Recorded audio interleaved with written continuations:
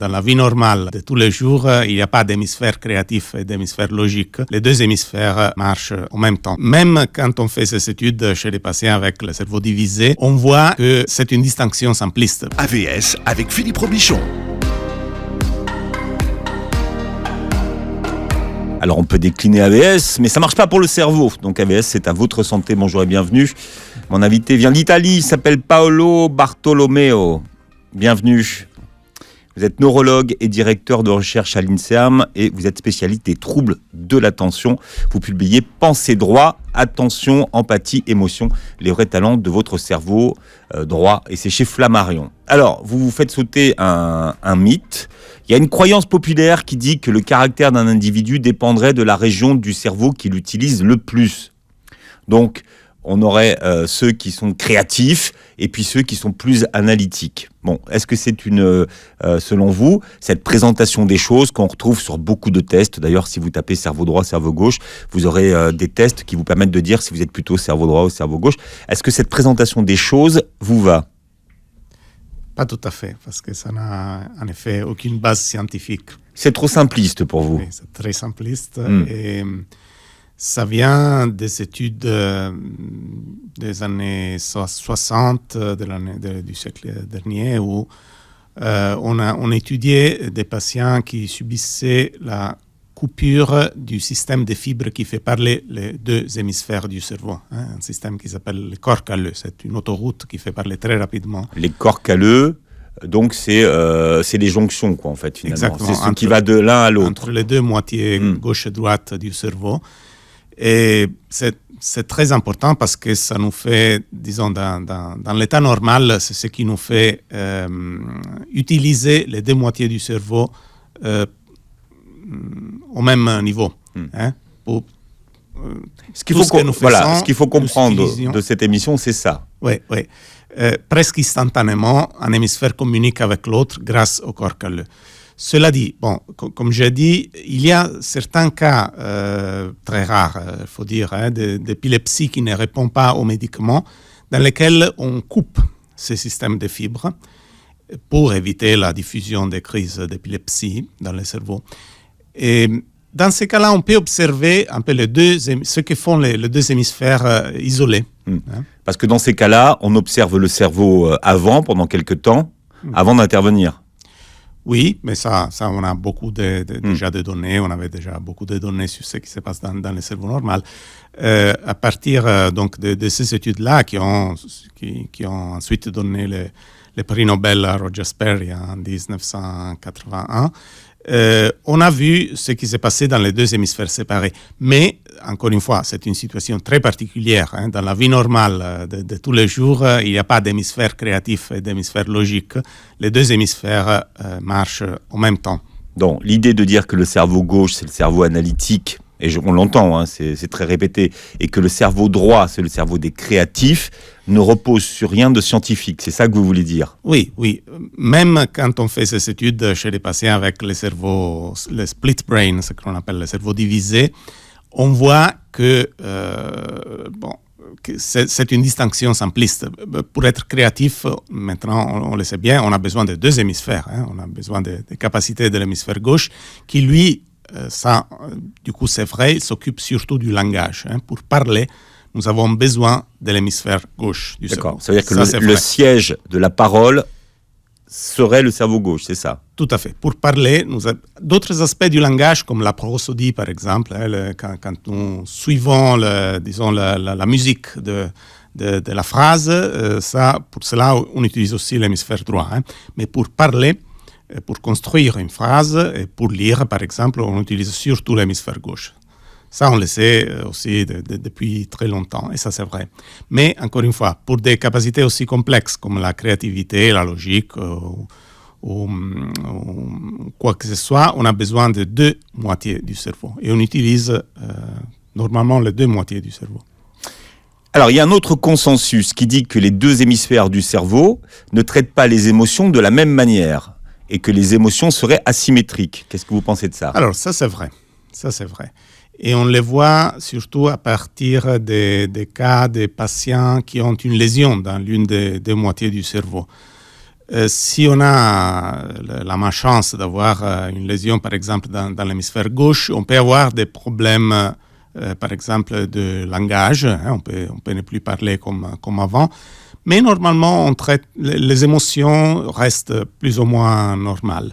Par contre, si on a une lésion dans l'hémisphère droit, à ce moment-là, on se rend compte que les patients ils peuvent être assez indifférents à ce qui leur est arrivé. Par exemple, ils peuvent avoir une hémiplégie gauche, c'est-à-dire ils peuvent ne plus bouger toute la moitié gauche du corps, parce que chaque moitié du cerveau contrôle la moitié opposée du corps. Alors ça aussi, c'est quelque chose d'important à comprendre, c'est que le cerveau fonctionne de façon croisée. Tout à fait, oui. Mais on ne sait pas exactement pourquoi, mais c'est comme ça un peu dans toutes les espèces animales. Et donc, je disais, ces patients qui ne peuvent plus bouger la partie gauche de leur corps peuvent être complètement indifférents à leurs troubles, donc avoir une réaction émotionnelle inappropriée, en effet, à leurs troubles. Et ces données et d'autres ont fait dire qu'en effet, dans le cerveau droit, il y a des circuits qui sont très importants pour les émotions. Ce n'est pas que dans le cerveau gauche, il n'y a rien qui traite les émotions. Ce n'est pas une distinction aussi nette comme pour le langage. Mais probablement, les circuits de l'hémisphère droit sont plus importants pour le traitement des émotions par rapport aux circuits de l'hémisphère gauche. Alors, notre cerveau possède bien deux hémisphères distincts, à première vue symétriques, mais ils ne sont pas symétriques, ils sont asymétriques. Donc, qu'est-ce qu'on doit comprendre de cette asymétrie ? Disons qu'il y a, c'est surtout une asymétrie fonctionnelle. Il y a aussi de toutes petites asymétries anatomiques, mais bon, c'est pas très important ici. Mais c'est surtout des asymétries fonctionnelles. Donc, on sait par exemple que, comme on a dit, l'hémisphère gauche est important pour le langage. L'hémisphère droit, c'est un peu plus difficile de saisir ses fonctions. Et pendant longtemps, on n'a pas compris qu'il y avait des fonctions relativement spécifiques de l'hémisphère droit. On a vu les émotions. Il y a aussi l'attention, surtout l'attention dans l'espace. Alors, vous êtes justement un spécialiste des troubles de l'attention. Oui, parce qu'encore une fois, les patients qui ont des lésions de l'hémisphère droit, ils peuvent montrer un trouble malheureusement assez fréquent et très invalidant qui s'appelle négligence spatiale unilatérale. Ces patients ne prêtent plus attention à ce qui se passe dans la partie gauche de l'espace. C'est comme si la moitié gauche du monde n'existait plus pour eux. Donc, ils se cognent contre la partie gauche des portes et des murs. Ils ne mangent pas de la partie gauche de l'assiette. Ils ne répondent pas quand ils sont interrogés du côté gauche, ou alors ils répondent à quelqu'un d'autre qui est du côté droit. Et j'étudie ce type de troubles depuis bien longtemps, depuis ma thèse de médecine, en effet, et on discute toujours sur les mécanismes. Mais une chose est certaine, c'est surtout les patients avec lésions hémisphériques droites qui montrent ce type de troubles. Mmh. Alors, ça fait longtemps que vous travaillez justement sur les troubles de l'attention, mais qu'est-ce que les neurosciences vous ont apporté, vous, dans la compréhension des troubles de l'attention et dans la façon dont elles fonctionnent ? Une chose importante qui a été découverte par beaucoup de groupes, dont notre groupe ici à Paris, est que, par exemple, ce type de troubles de l'attention ne dépendent pas de la lésion d'un endroit spécifique, d'un endroit précis du cortex de l'hémisphère droit, comme on pensait autrefois. On voit que c'est des vastes réseaux qui vont de l'avant à l'arrière du cerveau et qui sont liés encore une fois, par des faisceaux de substances blanches, un peu comme les corps calleux entre les deux hémisphères. Et il y a aussi des autoroutes qui font parler la partie antérieure et la partie postérieure du cerveau dans chaque hémisphère. Et on a vu que c'est plutôt le dysfonctionnement de ces vastes réseaux qui vont de l'avant, donc à l'arrière du cerveau, qui donnent ces troubles de l'attention. C'est ce que vous appelez le réseau ventral de l'attention ?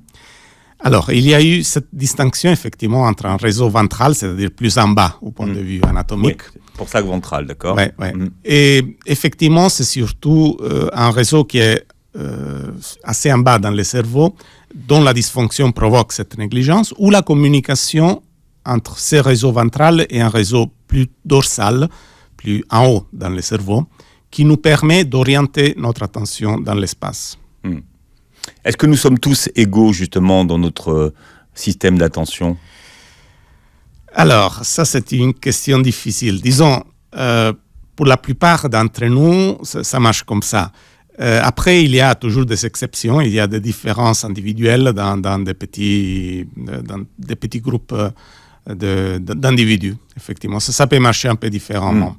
Mais disons, chez la grande majorité des gens, ça marche comme ça. Parce que l'attention, vous l'utilisez tous les jours, notamment, par exemple, si on prend la route quand vous conduisez. Absolument. C'est très important. Vous pensez que vous êtes attentif à la route, et puis bim, il y a un SMS ou un coup de téléphone qui arrive, bim.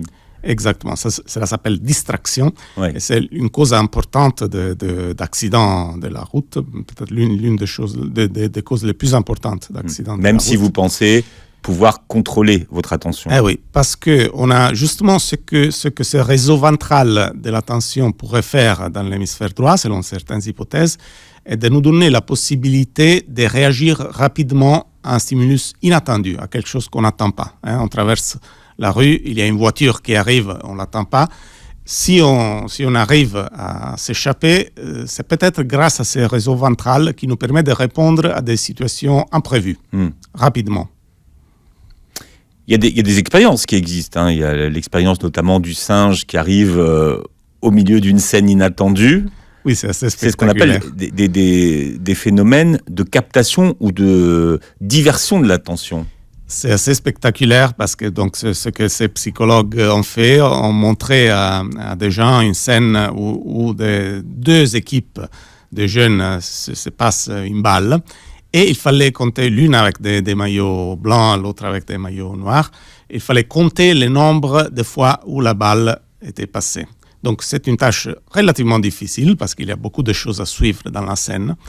Ce que les scientifiques ont fait, sans que les sujets qui regardaient cette scène le sachent, ils ont introduit une actrice, en effet, en costume de gorille, qui est passée devant la scène. Il a fait le geste du gorille en se tapant la poitrine et est sorti.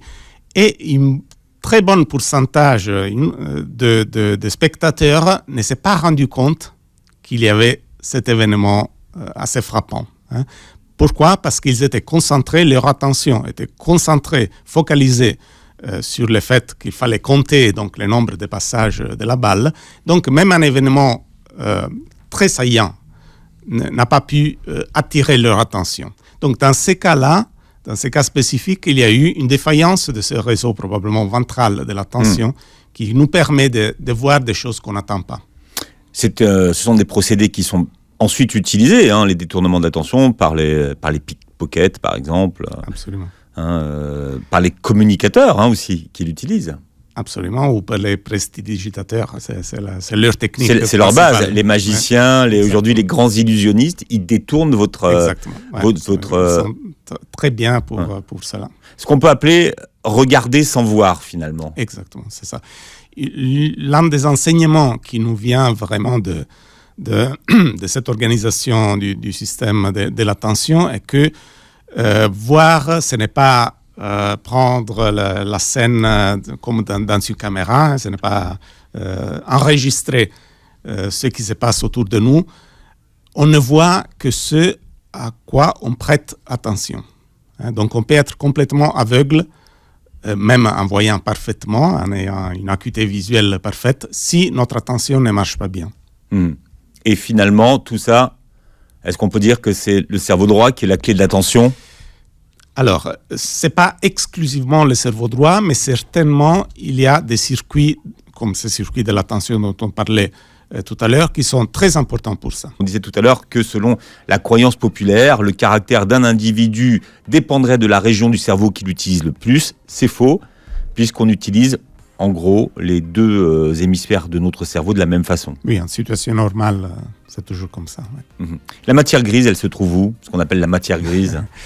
Donc, il y a, disons, une partie très importante dont on discute beaucoup, c'est le cortex. C'est la partie extérieure du cerveau qui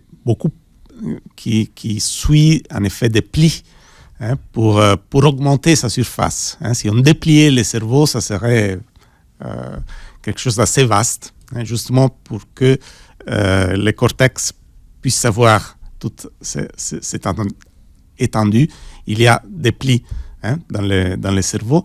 Et donc, le cortex, c'est une partie importante de la substance grise, que l'on appelle grise parce que elle est grise quand on la regarde comme ça dans son cerveau. C'est pour ça qu'on l'appelle la matière grise, en fait. Oui. En plus, il y a aussi d'autres régions de matière grise à l'intérieur du cerveau, des noyaux, le thalamus et d'autres noyaux qui sont très importants pour coordonner l'activité du cortex. Mais ce que l'on étudie beaucoup, au moins dans notre groupe, c'est plutôt la communication entre différentes régions de la matière grise qui se fait grâce à la matière blanche. Et la matière blanche, c'est justement ces faisceaux de fibres nerveuses dont on parlait avant, c'est-à-dire le corps calleux entre les deux hémisphères et les grosses autoroutes, les grandes autoroutes qui font parler la partie antérieure avec la partie postérieure du cerveau. On sait aujourd'hui comment les deux côtés du cerveau se complètent et s'associent. On arrive à bien le savoir, ça ? On a eu beaucoup d'avancées grâce à la neuroimagerie fonctionnelle surtout, et grâce à laquelle on peut voir effectivement comment les deux moitiés du cerveau se parlent pendant une tâche cognitive, par exemple. Vous êtes d'accord pour dire que le cerveau, c'est un muscle, et que comme un muscle, plus on le fait travailler, plus il se développe ou pas ? Oui, c'est pas un muscle dans le sens qu'il n'y a pas de mouvement visible, disons, dans le cerveau, mais l'entraînement, c'est sûrement important comme pour les muscles du squelette, et c'est un entraînement cognitif. Donc, essentiellement, la lecture, par exemple, l'écoute de la musique, ça je tiens beaucoup à le préciser.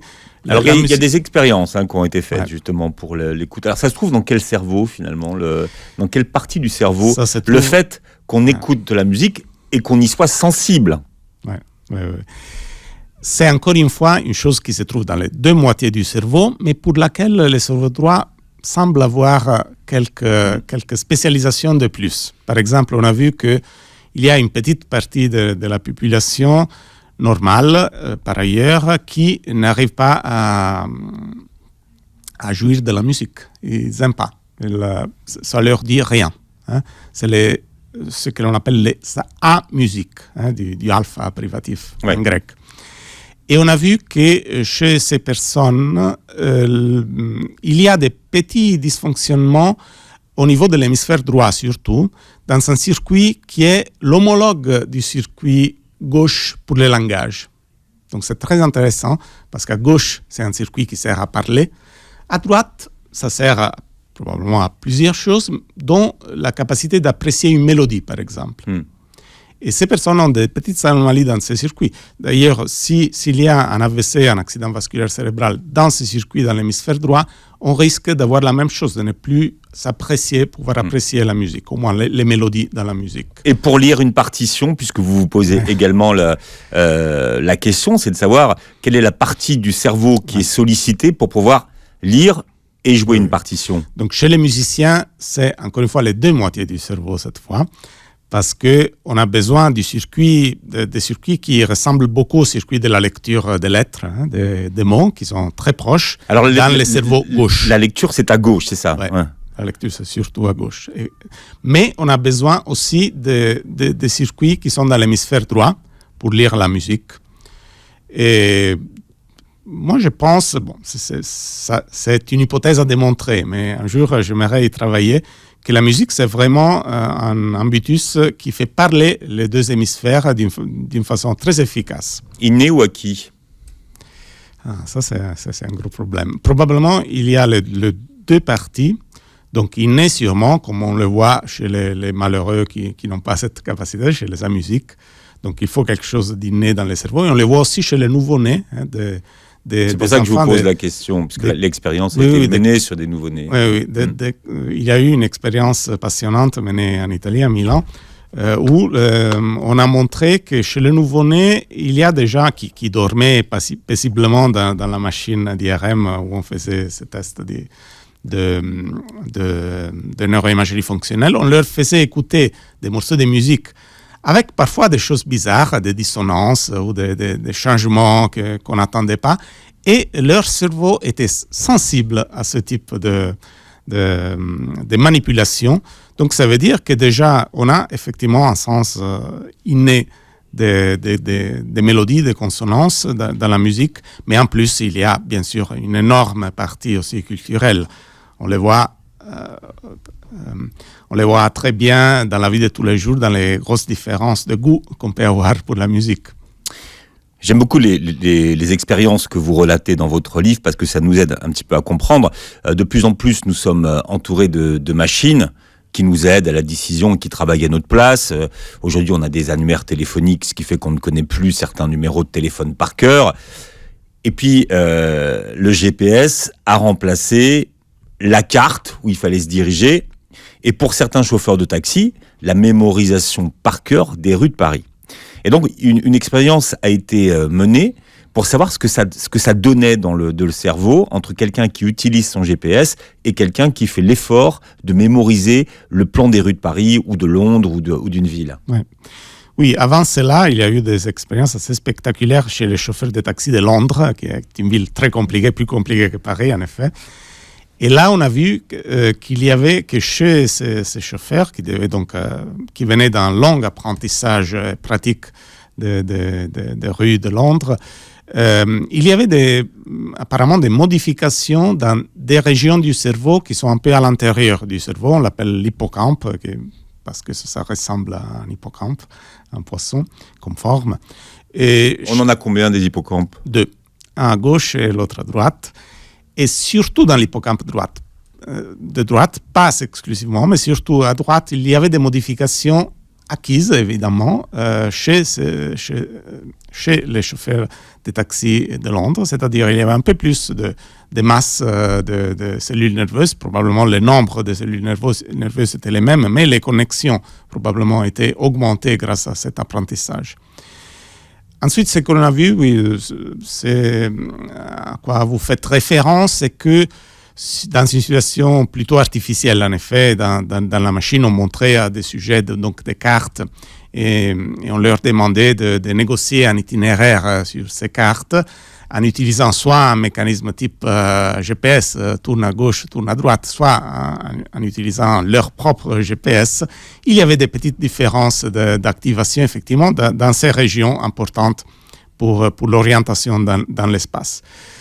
Cela dit, la conclusion de cet article est, voilà, on utilise le GPS, on va perdre nos capacités de navigation. Est-ce que si on utilise un GPS, si on utilise une machine à calculer, par exemple, est-ce qu'on va réduire les capacités de notre cerveau ou pas ? Bon, on n'a pas de réponse précise parce qu'il n'y a pas d'études bien contrôlées sur ça, donc on n'a pas de réponse scientifique. Mais si on pense par analogie, on devrait dire, alors si on lit des livres, on perd la mémoire, comme Platon effectivement déjà avait suggéré. C'est des prothèses cognitives qui normalement nous aident. C'est pas dit qu'elles comportent aussi la perte de nos habilités, nos capacités naturelles. Bien, donc ça, point d'interrogation. Ouais. On ne sait pas. On ne sait mais... pas si les machines sont les amis ou les ennemis des capacités de notre cerveau. Ça dépend aussi de la façon où nous les utilisons et d'autres façons que nous pouvons avoir d'entraîner notre cerveau. Moi, je suis champion du monde de lecture rapide. Donc je lis à peu près.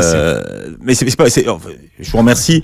Mais je voudrais essayer de comprendre si vous avez fait des études sur finalement quelle est la vitesse à laquelle un cerveau peut-il lire et comprendre l'information. Est-ce que ça, parce que moi je me suis rendu compte que plus on lisait vite et plus on comprenait, alors que la plupart des gens pensent que plus on lit vite et moins on comprend.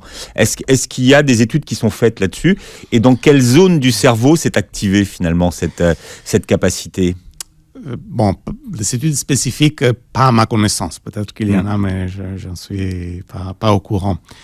On sait qu'il y a un système de lecture dont on connaît pas mal de détails grâce à des études faites notamment à Paris par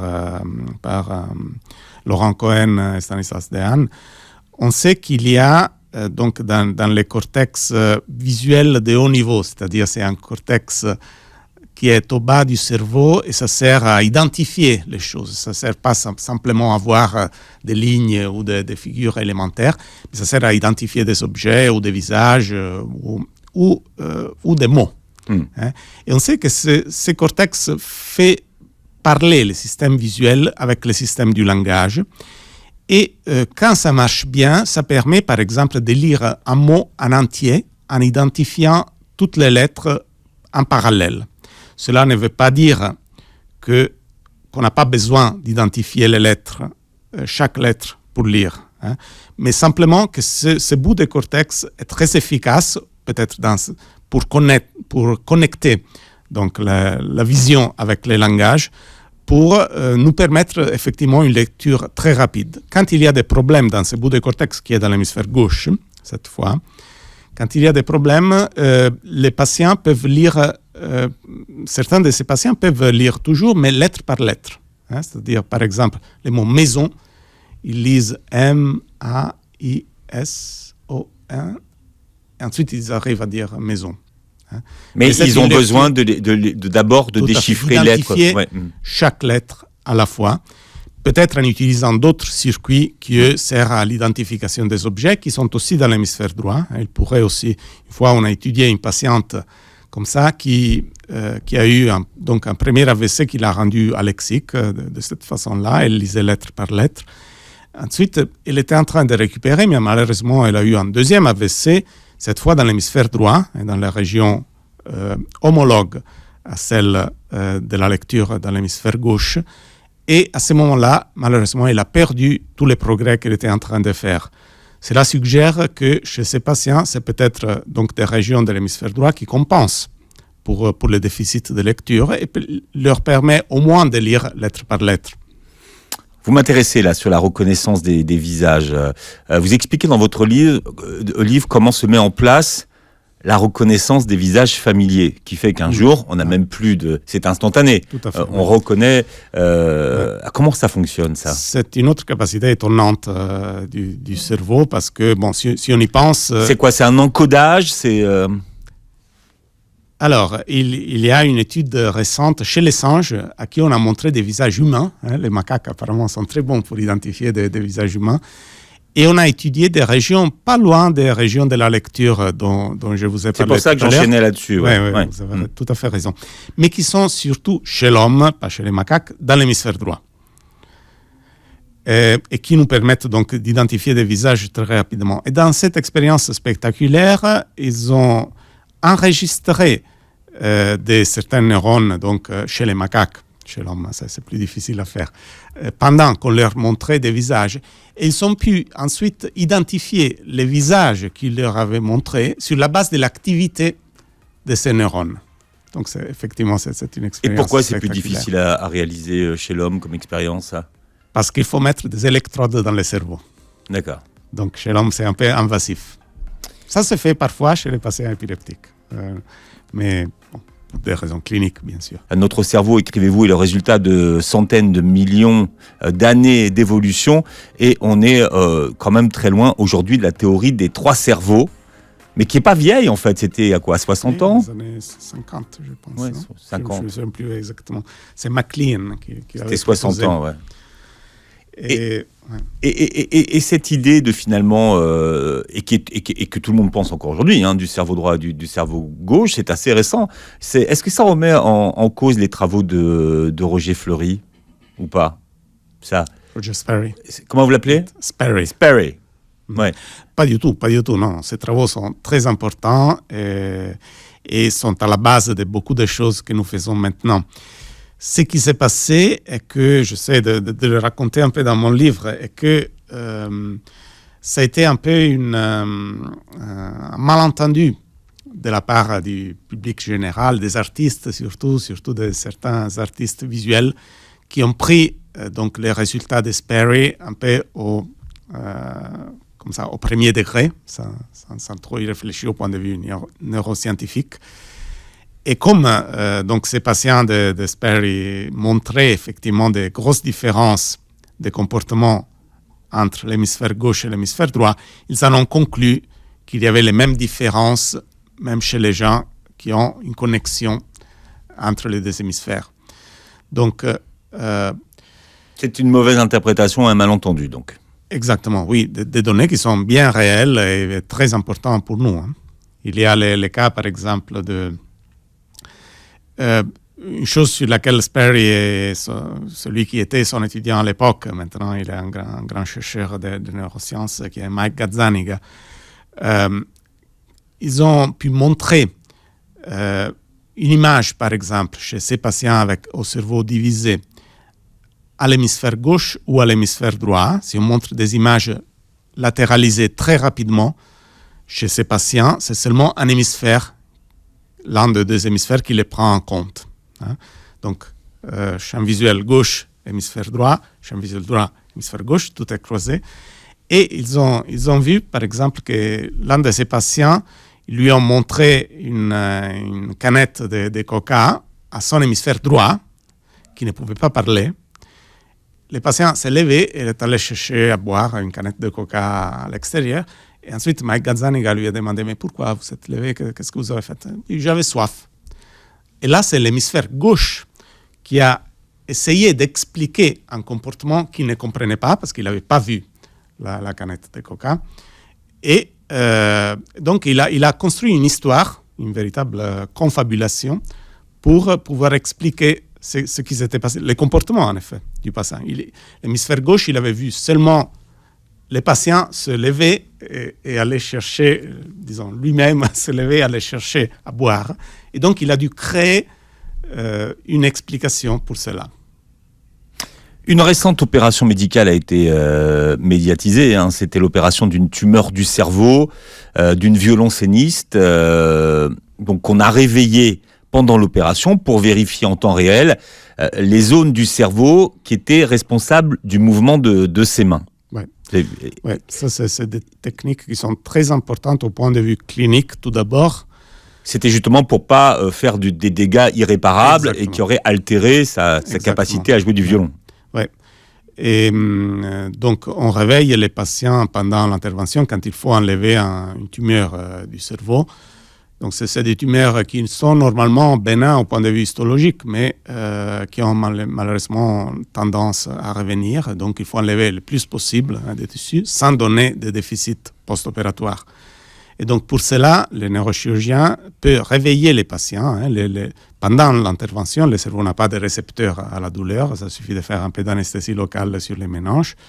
Et il peut demander aux patients de faire des tâches.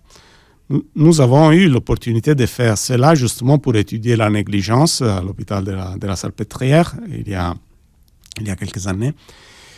Et nous avons demandé aux patients de faire une bisection de lignes, qui est une tâche de négligence, c'est-à-dire de trouver les milieux, de marquer les milieux d'une ligne horizontale. Et nous avons vu que quand les chirurgiens stimulaient, le chirurgien donne des petites stimulations électriques dans les régions du cerveau qu'il voudrait enlever. Il met des étiquettes ensuite sur la région pour être sûr donc de l'identifier par la suite. Les étiquettes, il les enlève avant de refermer la boîte crânienne. La boîte crânienne, exactement. Et c'est cela qui nous a permis de voir que des signes de négligence, c'est-à-dire la déviation à droite en bisection des lignes, étaient provoqués surtout par la stimulation, donc l'inactivation transitoire de la substance blanche, de ce faisceau de substances blanches qui font parler les pariétales avec les frontales. Donc ça a été vraiment pour nous des données très directes sur l'origine de la négligence. Et en plus, ça a permis au chirurgien, il nous a remercié par la suite, parce qu'il nous a dit, si ça n'avait pas été pour vous, j'aurais coupé cette voie de substance blanche. Et je l'ai respecté. Et effectivement, les patients n'ont pas montré des signes de négligence. Alors, est-ce que vous avez la gentillesse de nous expliquer ce que c'est que la négligence d'un point de vue médical ? Oui, c'est ce que je vous disais un peu avant, c'est-à-dire le manque d'attention pour la partie gauche de l'espace après une lésion de l'hémisphère droit.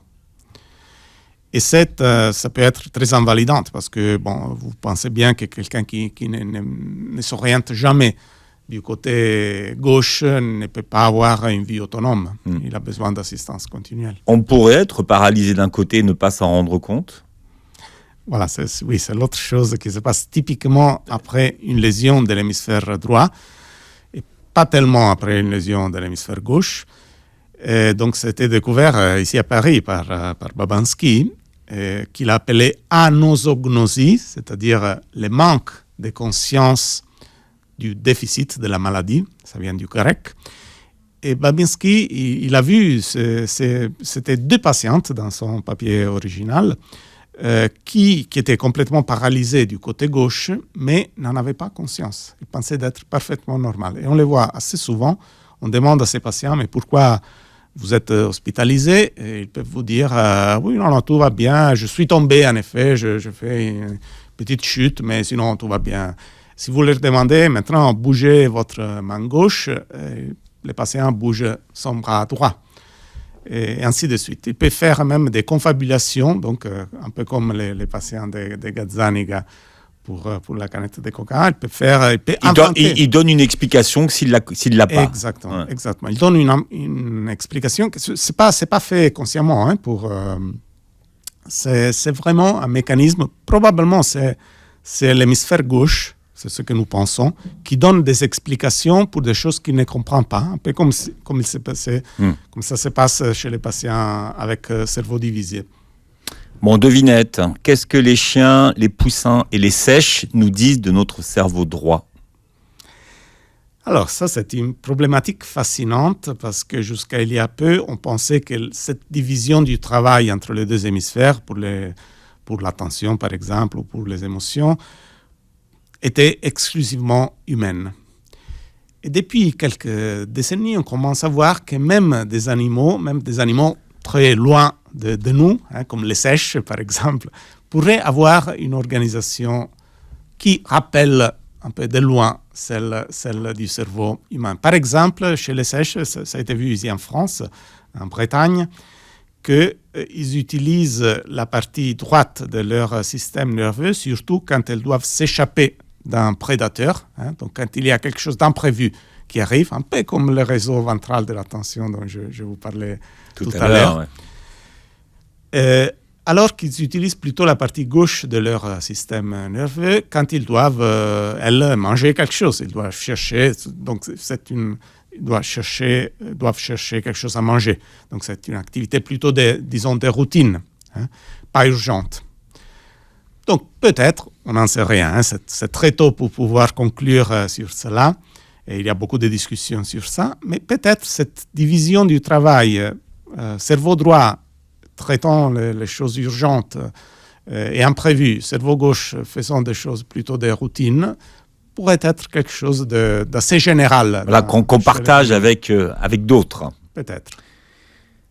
Question de neurologue ou de passionné du cerveau, qu'est-ce qui se passerait si notre cerveau était symétrique? Vous avez déjà essayé de répondre à cette question? Puisqu'on a vu tout à l'heure qu'il était asymétrique. Alors, je ne sais pas bien sûr répondre à cette question. C'est des questions de neurologue, ça. Il faudrait faire une simulation. Les gens se sont demandé pourquoi il y avait ces asymétries, et il pourrait y avoir une raison qui aide, disons, au point de vue de l'évolution darwinienne, d'avoir, par exemple, un système qui gère les urgences, qui soit latéralisé. Pourquoi? Parce que si je suis dans une forêt, je vois un tigre, tout ce que je dois faire, c'est m'échapper au plus vite. Non? Vous êtes d'accord? Mais si les 2 hémisphères doivent discuter... Sauf qu'aujourd'hui, on rencontre moins de tigres. Oui, mais enfin bon, aujourd'hui, on a le coronavirus qui a l'air de faire le même effet que le tigre, finalement. Mais on ne le voit pas, malheureusement. Mais on ne le voit pas, mais ça fait le même effet. Tout à fait. Donc, on a dit que peut-être un avantage d'avoir un système latéralisé à droite pour la détection de choses urgentes à faire, c'est qu'il n'y a pas de discussion possible avec son homologue à gauche. Donc, quand une décision doit être prise au plus vite, ça pourrait donner un avantage. Donc, par rapport à la question que vous me posiez, si on avait un cerveau parfaitement symétrique, ça pourrait donner un léger désavantage parce qu'en situation d'urgence, on devrait, les 2 hémisphères devraient discuter, négocier, avant de prendre, voilà, négocier avant de prendre une décision. Et qui aurait la finale cote, voilà, le pouvoir de décision, on ne sait pas. Dans un cerveau parfaitement symétrique, on ne saurait pas. Bon, donc la clé du futur, si j'ai bien compris, c'est gouverner avec le cerveau droit. Pas du tout, non. Il faut toujours utiliser les 2 moitiés de son cerveau. C'est ça que ça veut dire, finalement. Il y a des façons de les solliciter de façon consciente, ces deux moitiés. Mais parce que les gens aiment bien, vous savez, aujourd'hui, on est dans l'ère des exercices du cerveau, le sport cérébral, vous savez. Oui, je ne sais pas ce que ça vaut tout ça, mais par contre, non, une chose qu'on voudrait essayer nous-mêmes de faire, c'est d'utiliser le neurofeedback, c'est-à-dire si on met par exemple des Alors on a fait une émission il n'y a pas longtemps justement sur ces électrodes, parce que j'ai vu que la communauté scientifique est divisée sur ce procédé de neurofeedback. Donc, ça c'est des hypothèses sur lesquelles on travaille justement en ce moment. Je ne sais pas encore ce que ça donnera. Mais je pense que dans le cas par exemple d'une lésion cérébrale, un moyen pour compenser par exemple une négligence ou aussi une aphasie, un trouble du langage après lésion gauche, c'est celui de mieux faire parler les deux hémisphères. On a des données qui vont dans ce sens-là. Mais dans ces cas-là, est-ce que ça veut dire que c'est le cerveau qui se répare lui-même, tout seul ? Est-ce qu'on arrive à évaluer justement ce pouvoir Ce que l'on a vu est que les patients qui récupèrent mieux au moins d'une négligence sont ceux qui ont des meilleures connexions du corps calleux, justement, entre les deux hémisphères. Comme si, c'est notre hypothèse, comme si l'hémisphère gauche, l'hémisphère sain, pouvait aider à compenser les déficits de l'hémisphère droit lésé, mais seulement s'il pouvait recevoir des informations ou échanger des informations avec l'hémisphère lésé. Un hémisphère gauche isolé n'arrivait pas à compenser. Mais dans les cas de maladies de Parkinson, par exemple, d'épilepsie, tout ça, est-ce qu'on arrive à mesurer les résultats ou pas encore ? Là, c'est des tableaux cliniques très différents. Je parle pour l'instant d'AVC, d'accidents vasculaires cérébraux, qui sont relativement, disons... Légers, vous voulez dire ? Non, pas légers, mais qui nous offrent des possibilités de tester ce type d'hypothèse. Donc, est-ce que l'hémisphère sain peut compenser ?